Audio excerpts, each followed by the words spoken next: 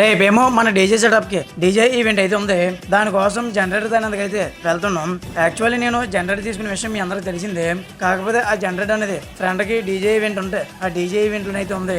అందువల్ల ఫ్రెండ్ అయితే జనరేటర్ దానికి అయితే వెళ్తున్నాం. జనరేటర్ అనేది వెహికల్లోకి ఎక్కించడానికి ఎక్కడ ప్లేస్ అయితే సెట్ అవ్వలేదు.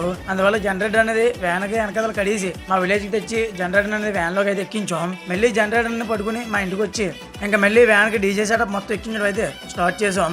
మేము డీజే సెటప్ మొత్తం వ్యాన్కి ఎలా ఎక్కిస్తున్నాం అనేది ఫుల్గా ఒక వీడియో చేయమంటే చెప్పండి. వీడియో చేసి మన యూట్యూబ్ ఛానల్లో అయితే నేను అప్లోడ్ చేస్తున్నాం.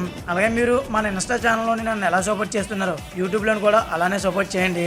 ఈసారి డీజే సెటప్ని వెహికల్కి అయితే చాలా బేగానే ఎక్కించేసాం. కరెక్ట్గా వర్క్ చేసి కుర్రాలు ఉండాలి, కానీ ఏ వర్క్ అయినా సరే చేయడం ఎంచేపు మీరే చెప్పండి.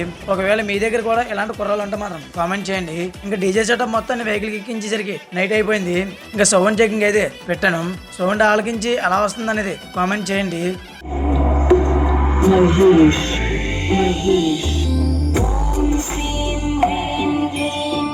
ఇంకా డీజే సెటప్ని ఈవెంట్ స్పాట్కి పట్టుకెళ్ళి ఇంక ఈవెంట్ స్టార్ట్ చేయడం. ఈ రోజు డీజే ఈవెంట్ స్టార్ట్ చేసేసరికి లైట్ అవుద్దని పెళ్ళికొడికి ఇంటికి వచ్చి మనకి చిన్న ఇన్ఫర్మేషన్ అయితే ఇచ్చాడు.